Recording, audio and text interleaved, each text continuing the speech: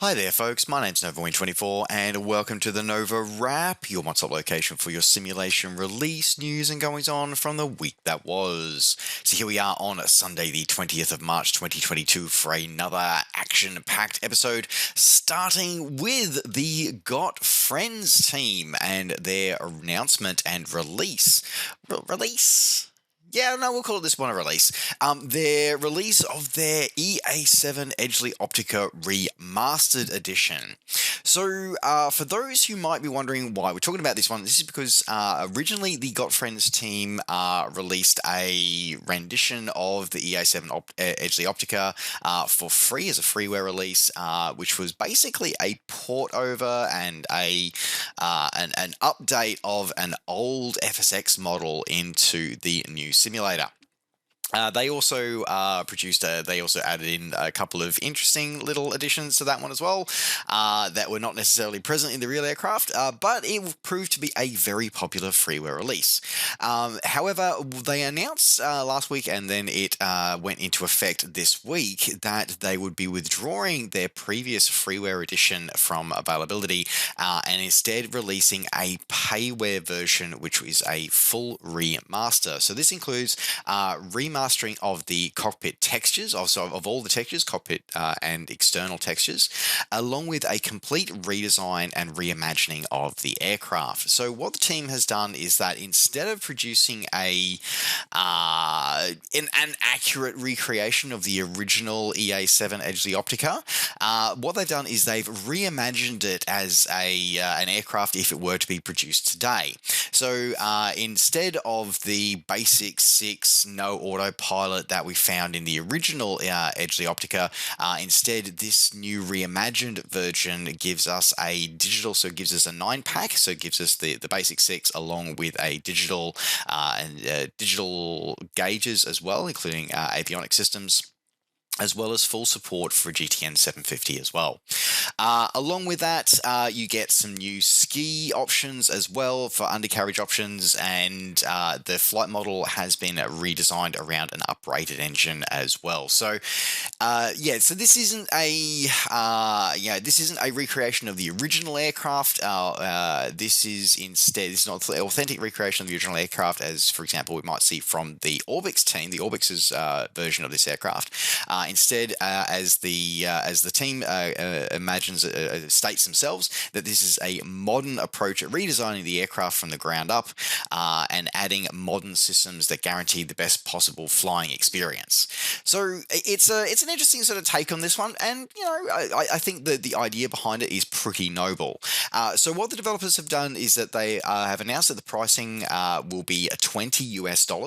However, for the first week, so you've got about a day or two left from when this video goes live to take advantage of the initial half price, so initial launch cost, initial launch cost of $10 US. So this one's available from flightsim.to, and they have confirmed that it will be being released on the InSim marketplace for both PC and Xbox in the near future. Otherwise, if you wanted to pick this one up, and as your collection is available now from flightsim.to.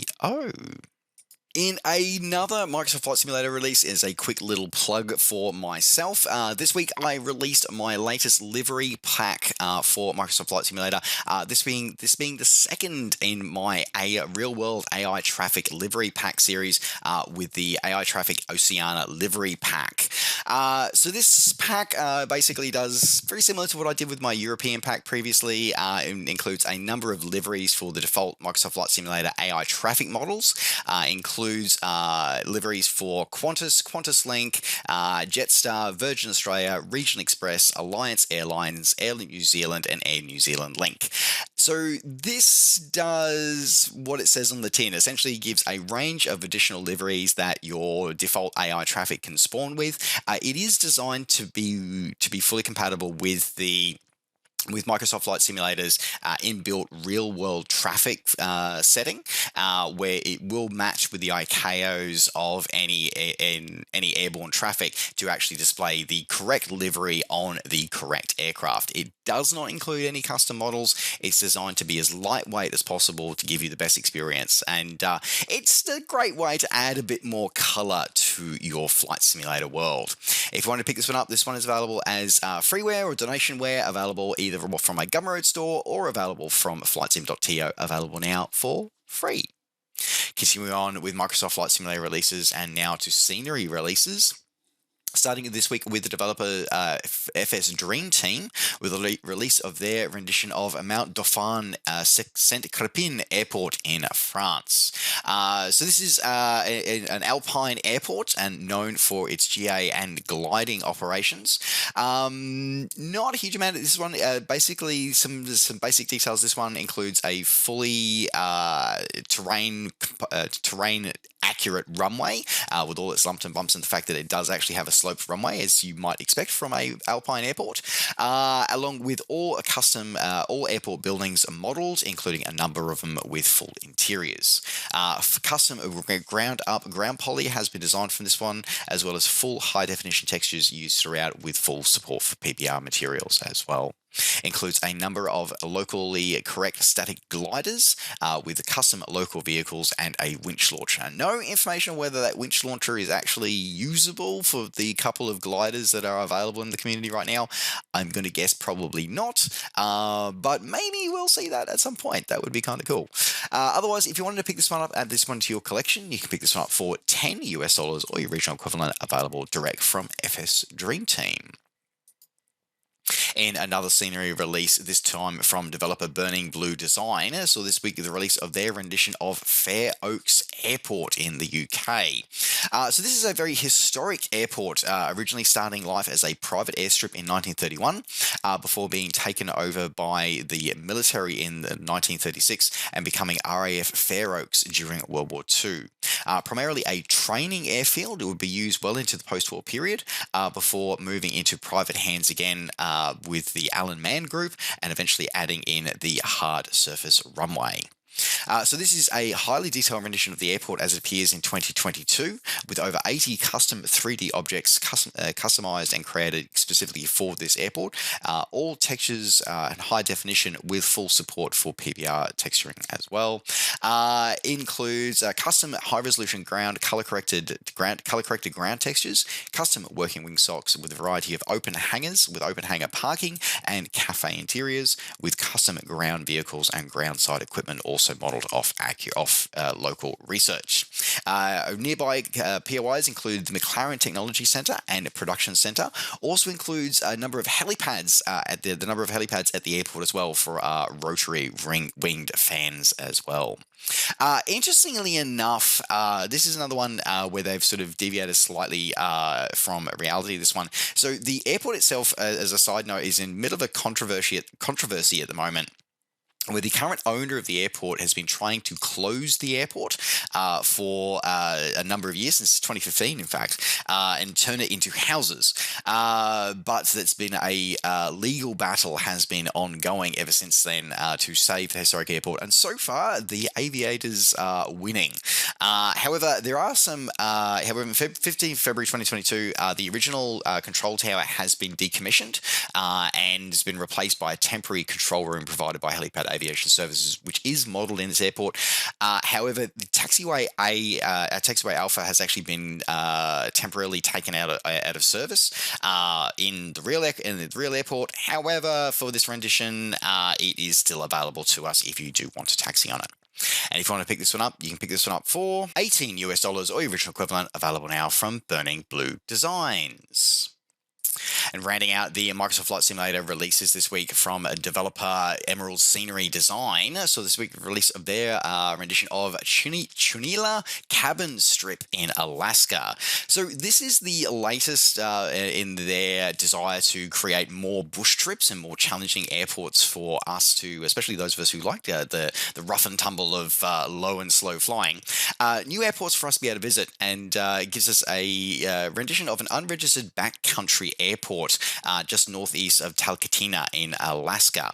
So this private airstrip it features a very short dirt-only runway and has been given a beautiful high-definition model, high-definition rendition, and all airport all airport buildings and cabins, all detail given to us in very beautiful high-definition model with full support for 8K textures with full PBR support. A number of cabins have their interiors model as well, with window rain, visual effects, environmental occlusion, and more.